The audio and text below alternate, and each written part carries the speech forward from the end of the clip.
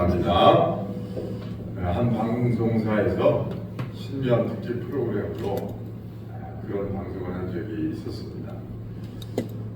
고부간에 서로 하는 거짓말 베스트 3 그런 걸 했었는데, 며느리들이 거짓말하는 것 중에 1위가 뭐였는지 아세요? 시어머니한테 하는 거짓말입니다. 1위가 어머님 벌써 가시게요? 며칠 더 계시다 가세요. 이게 1위였어요. 2위는 용돈 적게 드려서 죄송합니다. 다음에는 더 많이 드릴게요. 이게 2위 거짓말이고요. 3위는 어머님 전화 드렸는데 안 계시더라고요. 이게 3위였어요.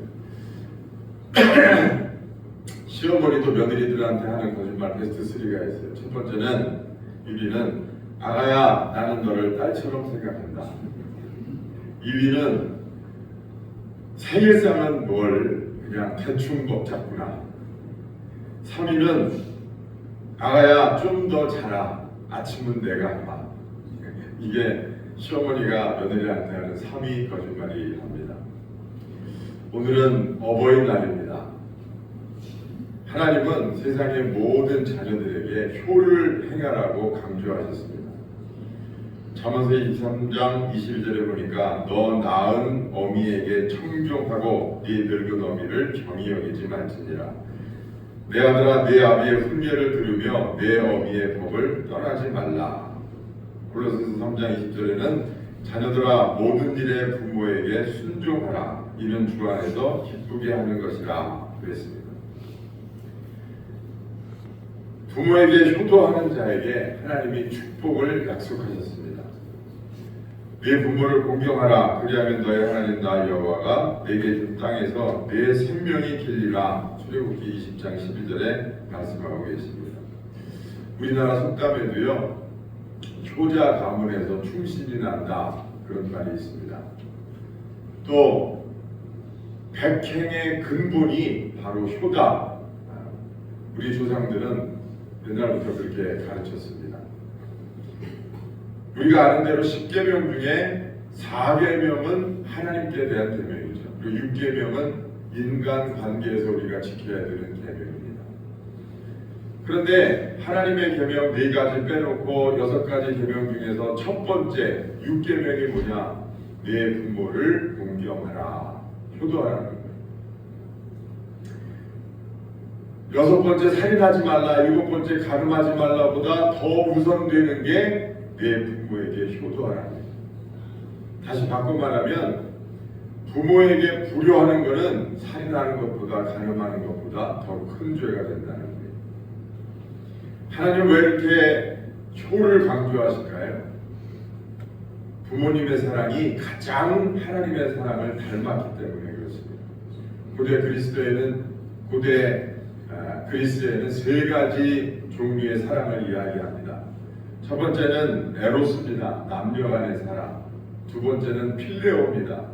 친구들 간의 사랑, 우정이죠. 세 번째는 아가페입니다. 하나님의 사랑이에요. 우리는 사랑이 한 가지지만 고대 그리스에서는 그렇게 사랑을 3가지로 나눠서 생각을 했습니다. 그런데 왜 부모님이 자식을 사랑하는 사랑은 없을까요? 그게 아가페 사랑과 닮았기 때문에 없는 거예요. 조건 없는 사랑입니다. 하나님이 우리를 사랑하시는 사랑이나 부모님이 우리를 사랑하시는 사랑이나 똑같이 아가페 사랑이에요. 누가복음 19장에 보니까 탕자의 비유가 나옵니다.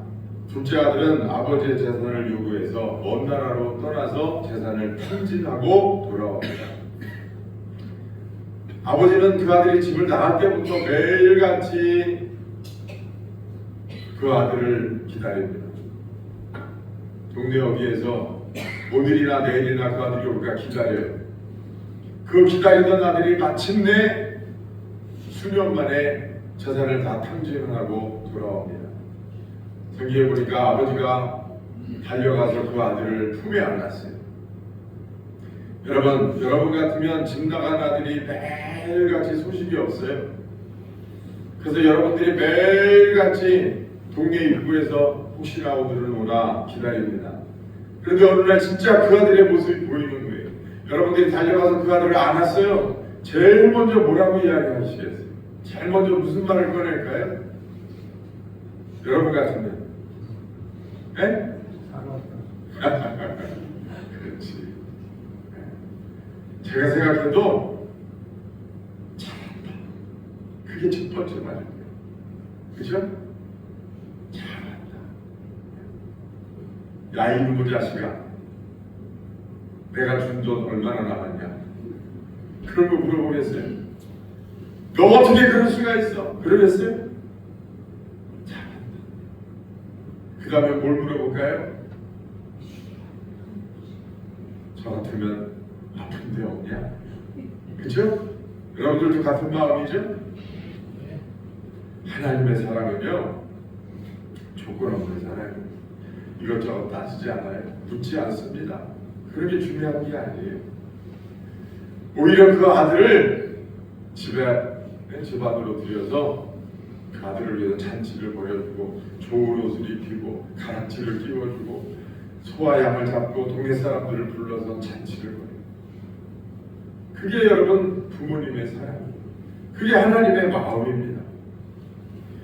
미국의 가장 위대한 대통령 아브라함 링컨은 어려서부터 교육을 제대로 받지 못하고 노동판에서 일을 하면서 컸어요.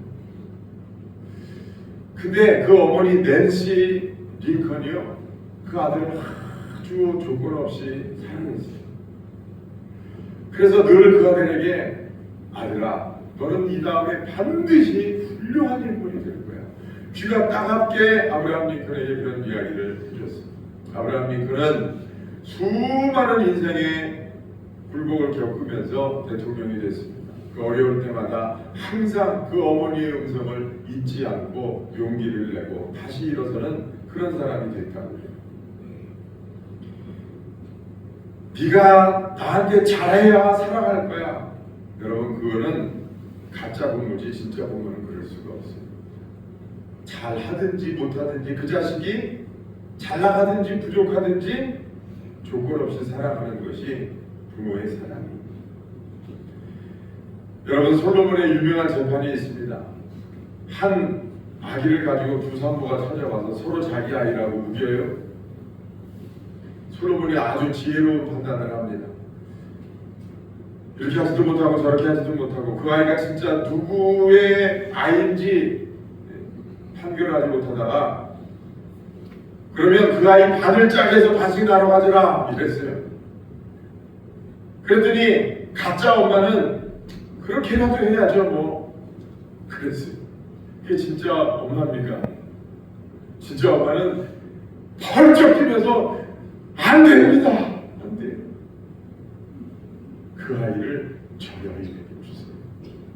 나는 괜찮습니다. 저한테 주세요. 자기의 체면이나 자기의 입장이 중요한 게 아니에요.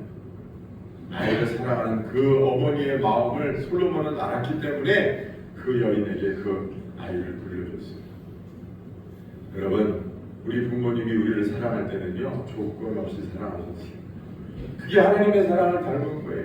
하나님도 우리를 조건 없이 사랑하십니다.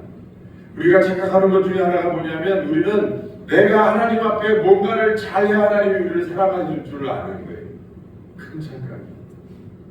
그러면 베드로가 예수님을 부인하고 배반하고 도망갔을 때 예수님이 베드로를 찾아가셔서 베드로를 사랑해 주셨어요.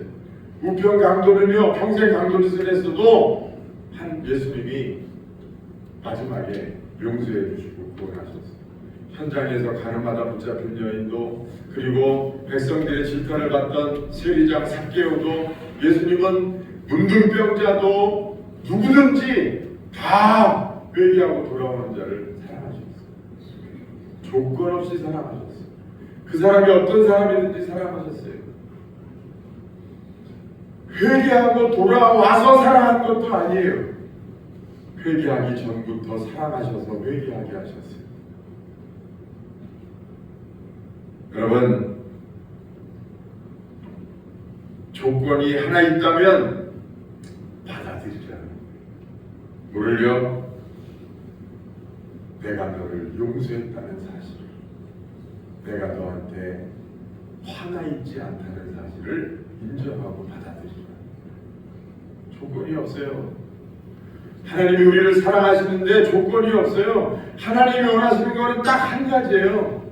내가 너희들을 위해서 내 아들 예수 그리스도를 제물로 내어주고 너희들의 죄를 없이하고 화목하기 위해서, 너와 잘 지내기 위해서 내가 이루어 놓은 일들을 믿고 받아들이라는 거예요. 인정해 달라는 거예요. 지금 나는 너한테 화가 나 있지 않다는 것을 인정해 달라는 거예요. 하나님이 원하시는 것은 바로 그거 하나예요. 부모님의 사랑은 허물을 덮어주시는 사랑입니다. 자식의 허물을 들춰내는 부모는 없습니다. 자기를 희생해서라도 자식의 허물을 덮어주는 게 그게 부모예요. 제가 어버이 때 가끔 이 예화를 들었어요. 부모의 유산을 강요하는 못된 아들이 있었습니다. 근데 그 부모는 재산을 자식에게 주면 자식이 잘못될 걸 알기 때문에 거부했어요. 근데 어느 날 이 아들이 비가 많이 오는 날 비옷을 뒤집어 쓰고 칼을 들고 부모님 집에 찾아갑니다. 그리고 그 어머니를 살해해요. 아버지도 죽이려고 했는데 아버지는 간신히 살았어요. 아니, 아버지도 죽었나? 어쨌든 그런데 경찰들이 와가지고서 현장을 조사하고 아무리 증거를 찾으려고 해도 증거를 찾을 수가 없는 거예요. 그런데 국가수에서 과학수사본부에서 시신을 부검하다가 이상한 것을 발견했어요. 그러니까 죽은 어머니 목에 손톱이 하나 걸려있는 거예요. 이상하다. 이게 뭐지? 그래서 그 손톱을 꺼내서 조사를 해보니까, 유전자 검사를 해보니까 아들인 거예요. 그래가지고 아들을 불러가지고 보니까 손톱이 잘려져 있어요. 왜 그랬을까요? 이 어머니가 아들의 칼을 맞고 쓰러져 죽을 때 보니까, 쓰러져서 보니까 아들이 손톱에 잘린 게 보이는 거예요. 아들이 그것 때문에 붙잡혀 갈까봐 죽으면서 그거를 목에 삼키다가 숨이 멎어서 죽은 거예요. 그게 어머니의 사랑. 자기를 죽이는 그 아들도 잡혀가서 고생할까봐 그 아들을 감춰주는, 그 허물을 덮어주는 그 사랑이 하나님의 사랑이에요. 자기 아들을 내어주셨기까지, 자기 아들을 십자가에 못 박기까지 우리들의 죄와 허물을 덮어주시고 우리를 사랑하신 하나님이신 줄로 믿습니다. 시편 103편 1절에 3절에 보니까 우리의 죄를 따라 우리를 처벌하지는 아니하시며 우리의 죄악을 따라 우리에게 그대로 갚지는 아니하셨으니 동이서에서 먼 것 같이 우리의 죄가를 우리에게서 멀리 옮기셨으며 아버지가 자식을 불쌍히 여긴 같이 여호와께서는 자기를 경외하는 자를 불쌍히 여기시나니 이는 그가 우리의 체질을 아시며 우리가 단지 먼지뿐임을 아심이로다. 하나님은요, 우리가 얼마나 부족하고 우리가 얼마나 진토 같고 먼지 같은 존재임을 하나님은 잘 아세요. 그래서 우리를 불쌍히 여기셔서 우리가 우리 스스로 우리 죄의 문제를 해결할 수 없기 때문에 당신이 친히 사람의 몸을 입고 이 땅에 오셔서 제물이 되어주셨습니다. 부모님의 사랑은 보호해 주시는 사랑입니다. 부모님은요, 자식을 끔찍히 지키고 보호해 주세요. 2008년도에 중국 스촨성에서 큰 지진이 있었어요. 무너진 가옥에서 생존자 구조 작업을 벌이던 구조대원들은 포대기를 싸고서 싼 아이를 품고 안에 엎드린 채 죽은 한 여성을 발견했습니다. 지진이 나서 집이 무너지니까 그 아이를 포대기에 싸가지고서 품에 안고 죽은 거예요. 그 여인을 발견했을 때 보니까 그 아이는 숨을 쉬고 사는 거예요. 그래서 급히 이제 그 여인과 아이를 병원으로 후송하는데 그 엄마 품속에서 핸드폰이 툭 떨어져.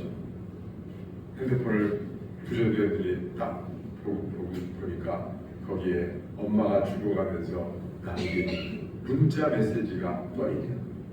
거기에는 이렇게 써 있었습니다. 아가야, 네가 살아남으면 꼭 기억해서 내가 너를 사랑했다. 그 아이의 엄마가 죽으면서 이 아이한테 문자를 남겨요. 그 아이를 끝까지 지키려고 품에 안고서 그래서 이 아이는 결국 살았어요. 같은 날 두장현시에서도 큰 지진이 있었는데 무너진 주택가 구조 활동을 벌이던 10명의 구조대원들이 한 생후 100일가량 된 딸아이를 안고 숨져있는 여인을 발견했어요. 근데 이 여인은 집에 있다가 지진이 나서 막 토사가 무너지고 막 이렇게 하니까 자기 윗옷을 위로 올리고 흙을 받친, 그리고 그 가슴 앞에 딸아이가 흙을 맞지 못하도록 그렇게 하면서 죽었어요. 근데 그 아이는 엄마 젖을 입에 물은 채 죽었다. 그러니까 이 엄마가 이제 구조하는 그 사람들이 그러는데, 젖먹이 엄마는 자기가 죽더라도 얼마 동안은 아이가 젖을 먹고 버틸 수 있을 것이라고 믿었던 것 같다. 이렇게 방송에 나왔어요. 부모는 자식을 보호하게, 자기를 희생해서라도 보호하는 게 그 부모의 마음이에요. 거기에 무슨 계산이 있습니까? 거기에 뭘 따지는 게 있겠어요? 그냥 내 생명까지라도 던져서 자식을 보호하는 게 그게 부모의 사랑이에요. 여러분, 그 부모의 사랑이 바로 하나님의 사랑을 닮았기 때문에 하나님이 그 부모에게 효를 하라고 우리에게 강조하고 계십니다. 하나님은 다윗을 사울왕의 손에서 보호하셨어요. 다니엘을 사자굴 속에서 끓는 풀무불 속에서 하나님이 다니엘을 보호해 주셨어요. 하나님은 지금도 저와 여러분들을 사랑하시고 긍휼히 여기셔서 날마다 우리를 지키시고 우리를 보호하시는 줄로 믿습니다. 부모님은 우리를 좋은 길, 안전한 길로 인도하십니다. 항상 좋은 길로 인도해 주시는 분이 부모님들이에요. 그 부모님의 사랑도 하나님의 사랑을 닮았습니다. 여러분, 우리나라가 지금 왜 잘 사는 나라가 됐습니까? 그것은 바로 부모님들의 희생 때문입니다. 나는 못 입고 못 먹어도 자식들은 복된 길로, 자식들은 잘 살 수 있도록 해야 된다고 하는 그 부모님들의 투철한 희생 정신이 오늘날의 대한민국을 낳았다고 저는 생각합니다. 여러분, 세계 어느 나라에도요 우리나라처럼 충효를 강조하는 나라와 민족은 없는 것 같아요. 서양 사람들은 자식이 15살부터 18살이 되면은 그 안에 다 독립을 시킨다고 해요. 그래서 저도 옛날에는 그거 참 근사하다, 그렇게 생각을 했는데 지금 나이를 조금 더 들면서 생각을 해보니까 그게 꼭 근사한 일만은 아닌 것 같아요. 제가 보니까 사춘기가 10대에 끝나는 게 아니에요. 30살도 사춘기고 40살도 사춘기고, 30살, 40살 자식을 키우라는 것이 아니라 여러분, 가정에서 아이들이 충분히 사랑받고 가정에서 가정교육을 통해서 충분한 어른이 될 수 있도록 가정교육이 그만큼 중요하다. 우리나라 사람들은요 옛날부터 집에서 엄하게 아이들을 가르치고 교육하는 전통이 있습니다. 우리나라 사람들이 다른 나라 사람들에 비해서 뭐가 풍부하다고 해요? 정이 많다고 해요. 그 정이 어디서 나왔느냐? 가정에서 나옵니다. 여러분, 요즘 세상이 왜 삭막해졌습니까? 가정이 무너지면서 그렇게 되는 거예요. 우리 부모님들의 조건 없는 사랑, 희생적인 그 사랑이 오늘날의 대한민국의 정서를 만들었고, 그 정서가 오늘날의 세계에서 여러분 세계 사람들에게 인정받는 정서가 되는 거예요. 우리나라에 온 외국인들이 하나같이 입을 모아서 칭찬하는 게 뭡니까? 우리나라 사람들은 정이 많다는 거예요. 따뜻하다는 거예요. 착하다는 겁니다. 여러분, 우리나라에서 외국인들이 우리나라에 와서 놀라는 것 중에 하나가 뭔지를 아세요? 카페 같은 데다가 노트북을 놓고 화장실 가고 핸드폰 같은 거 놓고 잠깐 일 보고 와도 그게 그대로 있다는 거예요. 그 사람들은 그게 놀랄 일인가 봐요. 우리는 그거 훔쳐가는 게 놀랄 일인데 그렇지 않습니까? 우리는 그런 거 훔쳐가고 싶어도 사실 못 훔쳐가요. CCTV가 하도 많아가지고 그렇기도 하지만 우리는 문화와 정서 자체가 사람들이 정직하고 다른 나라 사람들에 비해서 온유하고 겸손해요. 따뜻합니다. 그런 정서가 있기 때문에 외국인들이 특별히 우리나라에 무슨 뭐 특별한 관광지가 없어도 우리나라에 한번 온 사람들은요 다시 우리나라를 찾는 거예요. 일본은 저도 가보니까 굉장히 깨끗해요. 그러나 따뜻하지는 않아요. 정서 자체가 따뜻하지 않습니다. 어디를 가도 다 그렇습니다. 미국도 그렇고 제가 뭐 동남아시아도 여러 나라 다니고 그랬는데 우리나라 같이 좋은 나라가 없어요. 우리나라처럼 여러분 밤길을 마음껏 다닐 수 있는 그런 나라가 많지 않아요. 우리나라가 참 좋은 나라인데 그런 좋은 나라의 정서와 문화가 어떻게 생겼느냐? 저는 가정교육에서 생겼다고 봐요.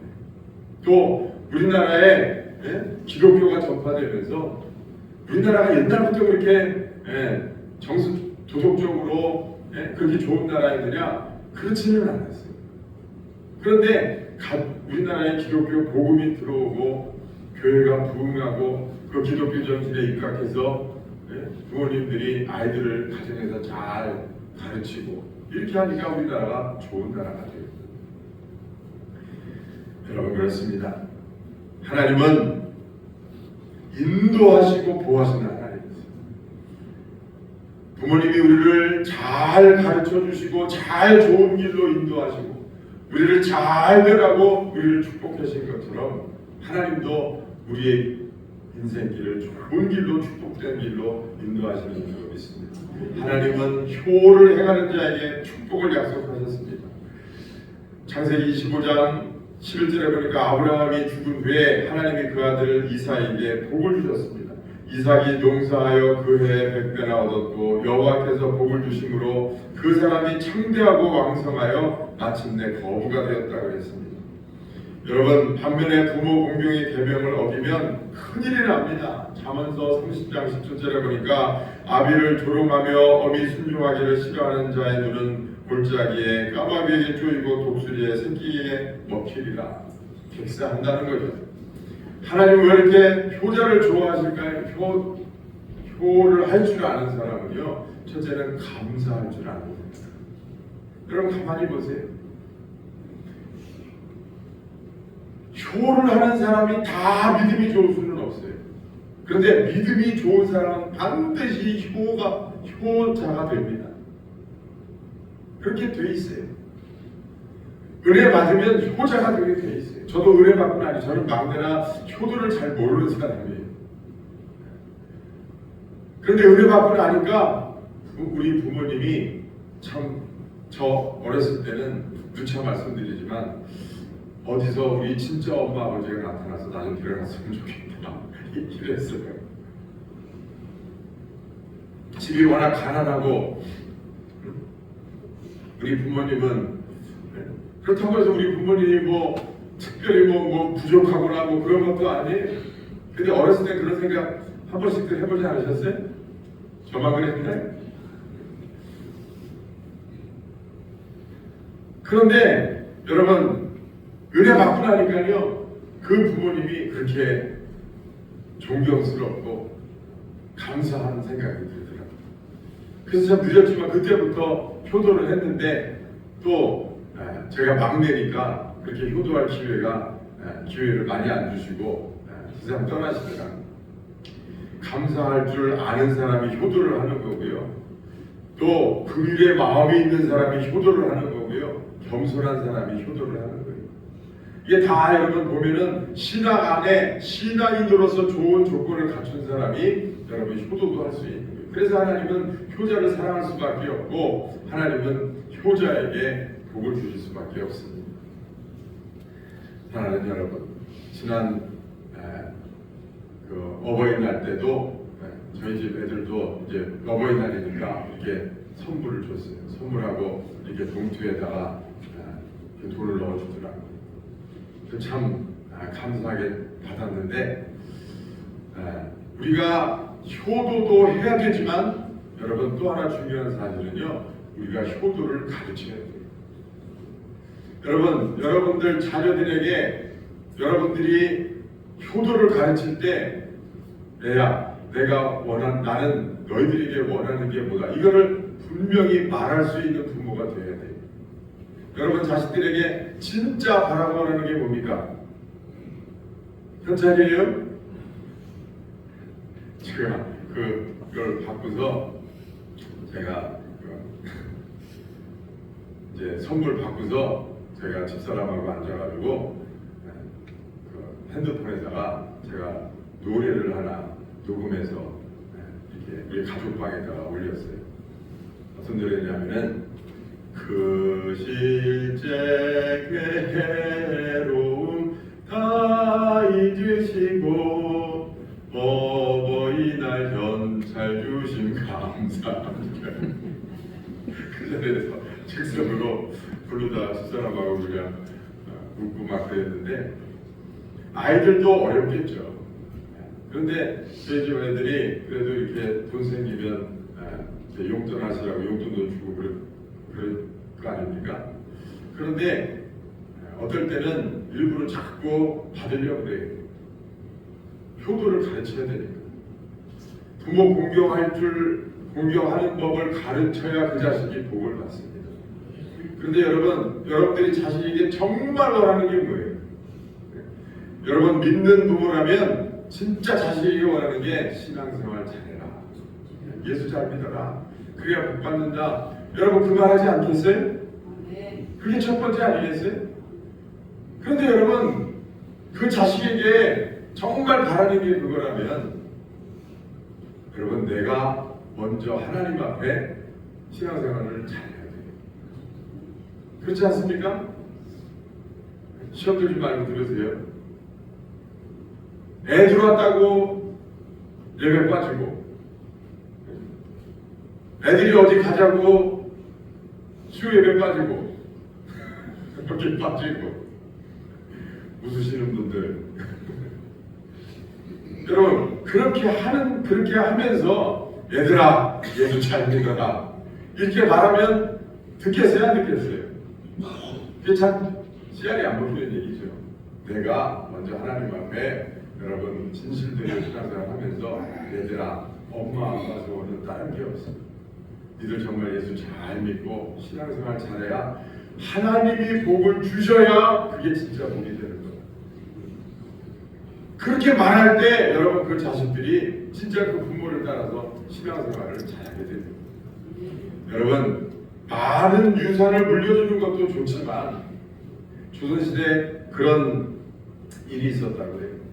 어떤 그 삭바나지를 하면서 아들을 키우는 그 과부가 있었는데 어느 날 처마 밑에서 이 처마 밑에 그 아궁이를 고치다가 거기서 금이 나왔어요. 그런데 그 금을 발견하는 순간 뒤도 돌아보지 않고 다시 그 금을 묶고서 그 집을 다른 사람한테 팔아버렸다. 그러면서 나중에 그 엄마가 그 아들이 이제 훌륭하게 커서 장원급제를 했는데 그 아들이 장원급제를 했을 때 그 엄마가 아들한테 그랬대요. 이유 없이 큰 돈을 얻으면 반드시 재앙이 있을 것이다.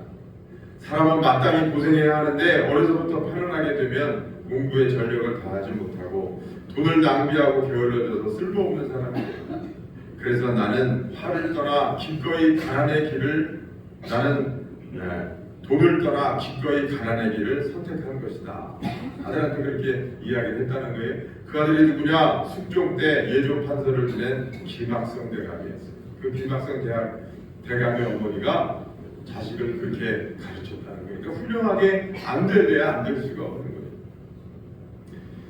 여러분, 우리가 좋은 부모가 되는 것도 우리가 효를 받는 것도 중요하지만 진짜 좋은 부모는요, 효할 줄 아는 것을 잘 가르치는 부모가 진짜 좋은 부모예요. 여러분, 자식에게 회초리를 들어야 된다고 하나님은 말씀하셨어요. 요즘 자식들한테 여러분 회초리 들 수 있어요? 그건 뭡니까? 자식들에게 경계하고 매를 대서라도 올바른 길로 인도해야 된다는 거예요. 가르쳐야 된다는 거예요. 자식들이 듣기 싫은 말은 잘 안 하게 되죠. 그 이해를 해요. 그렇지만 여러분, 진짜 자식을 사랑하고 자식이 잘 되기를 바라면 여러분 엄하게 하나님이 원하시는 삶이 뭔지, 그리고 어떻게 인생을 살아야 되는지 부모가 자식에게 따끔하게 이야기를 해야 돼요. 그리고 그렇게 말하려면 내가 먼저 좋은 부모가 되어야 될 줄로 믿습니다. 내가 하나님 앞에 먼저 효자가 돼야 돼요. 그리고 나서 우리 자녀들에게 그 효를 가르치는 부모가 되어야 됩니다. 여러분, 우리 대한민국이 과거에는 좋은 전통이 있었어요. 그런데 그 이제 중요의 사상이 점점 희석해가는 그런 세상이 됐습니다. 우리 믿는 자들이 이 어버이주의를 맞이해서 이 어버이주의라도 정말 가정의 중요성을 우리가 깨닫고 부모의 역할을 깨닫고 우리 부모님들이 얼마나 소중한 분들이고 그분들의 사랑이 얼마나 큰 열매를 맺었는지 우리가 깨닫고 후손들을 위해서 기도하는 그런 저와 여러분들 다 되시기를 주의 이름으로 축원합니다.